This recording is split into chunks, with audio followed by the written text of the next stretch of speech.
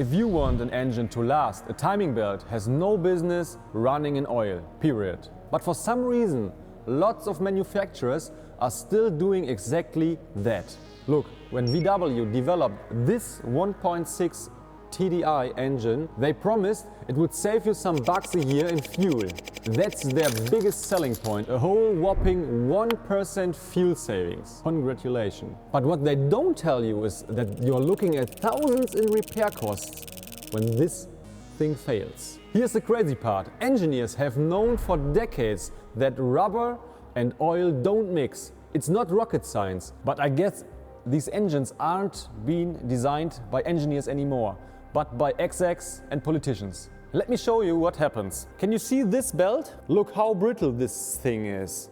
See how easily it rips? That's because the oil pulls all the softness out of the rubber.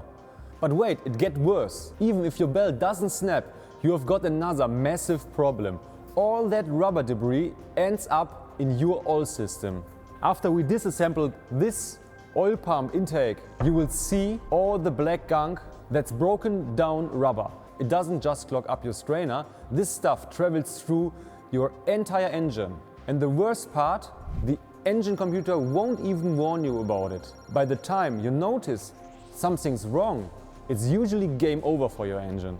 But we have got a solution. Instead of just fixing these engines when they break, we are going to eliminate the problem completely before they even break. Converting these Golf's oil pump drive from a belt to a chain system. No more rubber and oil, no more problems. I bet preventing thousands of engine failures is way better for the environment than their claimed 1% fuel savings. Though you've got to wonder if they really cared about the environment or if they just want to sell more replacement parts and new cars.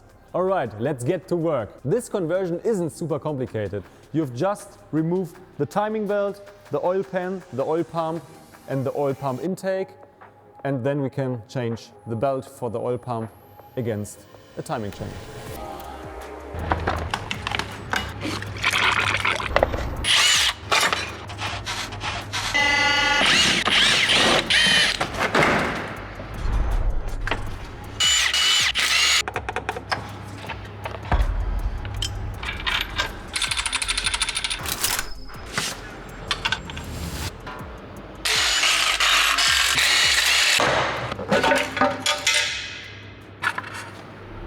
Now we can see the problem here.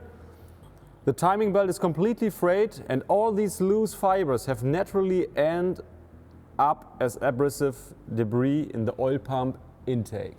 And now we will replace the old belt with a timing chain.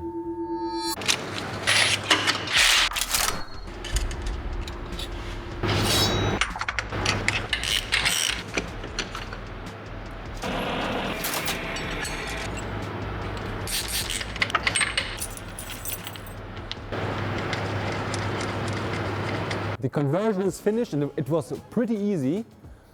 The timing belt was replaced with a timing chain. This means all the problems with abrasion and the risk of the belt snapping and causing engine failure are now permanently resolved. With this, we've eliminated the greatest design absurdity of the 21st century.